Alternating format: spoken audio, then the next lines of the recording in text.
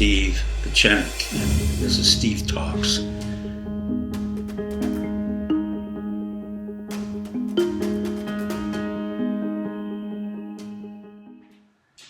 Hello, I'm Dr. Pieczenik, and I want to talk a little bit about Iran. I have been a serious critic of Obama and John Kerry. But one of the things that they have done that I thought was outstanding was the peace treaty with Iran. And the reason for that is very simple.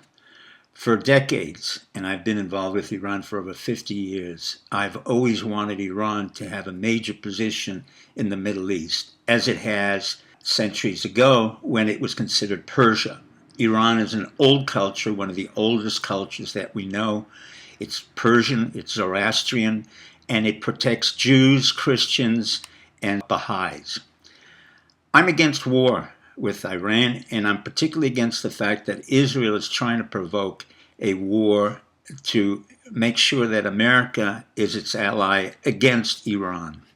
There is really no enemy in Iran. Let me speak a little bit about what I know about Iran and why Iran has always been the fall boy for our CIA.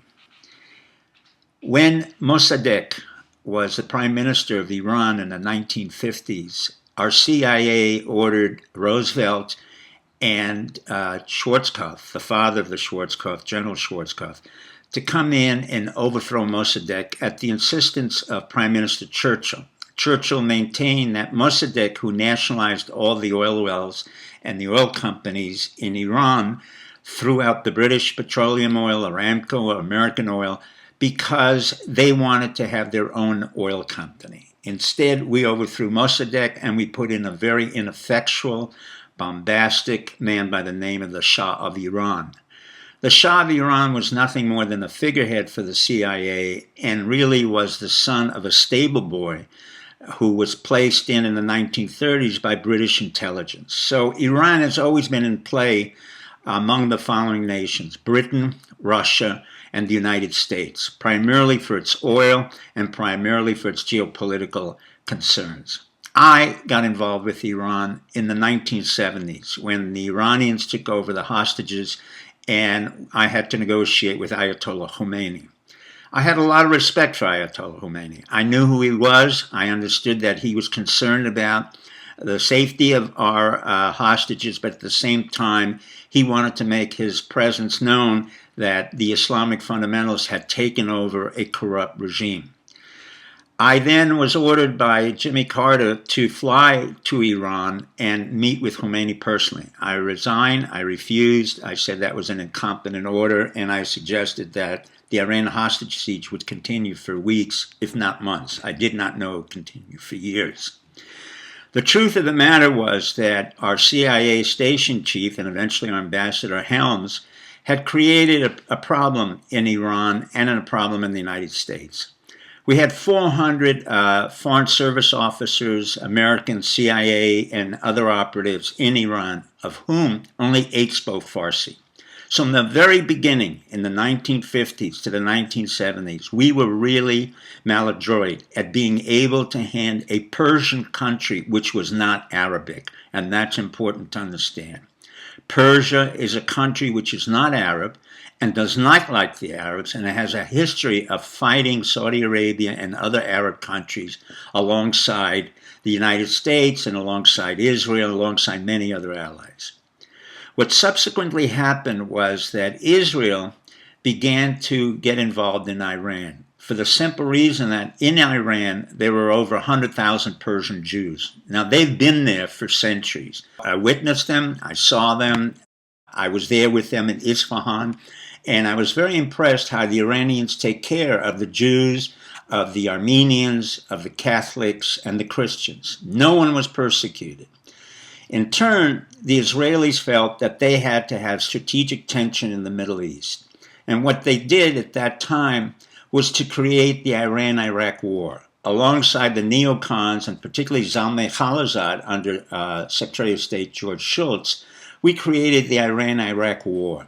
and working with Khomeini, Ayatollah Khomeini, who was then criticizing Israel and condemning Israel as a Zionist state, the Israelis nevertheless went in alongside Khomeini, sold him $500 million worth of armaments, tanks, heavy equipment in return for $500 million worth of oils. So the rhetoric was severe. The Israelis had no problem making money from that situation and creating increased strategic tension with Iraq. And of course, who supported Iraq? We, the United States. So as the Israelis flew the Phantom planes in the air on behalf of the Iranians, we flew the Iraqi planes, and in effect, it was just a kabuki with no consequence. On the ground, however, there was a serious consequence. Because of the work of the neocon and Zalmay Khalilzad and other warmongers who'd never been at war, there were over 1 million people who were killed. When I went to Iran years ago, I was very saddened to see how the killing field really existed as a result of American intervention, Israeli manipulation, and Iranian gusto. Now, what happened subsequently to that? The Israelis came back and started to supply Iran with oil, agricultural supplies, and started to build up Iran even in 2005, 2006. All along, they would create this notion that Iran, along with Hamas, who was really created in 1988 when I was on the West Bank, that's correct, Hamas was created by Israel as a counterforce to Hezbollah, which was Shiite and represented Iran's interest in the Middle East. The Israelis created Hamas in order to create a strategic tension and a constant state of tension where the Israelis could be in battle form and have armaments to use, to ship, and to deliver overseas. So Israel was not this disingenuous little actor who, was looking for peace all over the world. All the time, Israel was playing behind our back, and at the same time using our relationship with Iran as a focal point to make sure that we were always invested in the Middle East, when in fact we had very little national security interest in the Middle East other than oil. But the oil came primarily from Saudi Arabia, it came from Dubai, Qatar, other areas. Rex Tillerson knows this far better than I do. And in order to stop all of this, the Israelis went on and started to provide the Egyptians or the Chinese with missile systems. And the missile systems were then sold to Syria and then sold to Iran. So Israel claimed that the Iranians had missile systems, which of course I knew from having uncovered their track and trail as Australian operatives. These were Mossad operatives who went into China. I said, these are missile systems that you sold to Iran, and then you had counterforces to it. In effect, what Israel has done has become a very poor partner for the United States. It's one of the few countries that actually has killed Americans. In the 1960s, it was Israel that attacked the Liberty ship, knowing fully well it was an intelligence ship right off the borders of Egypt during the Sinai War, and it killed over 37 of our brave military officers and wounded over 131. They knew very well that this was an intelligence ship. They were not marked.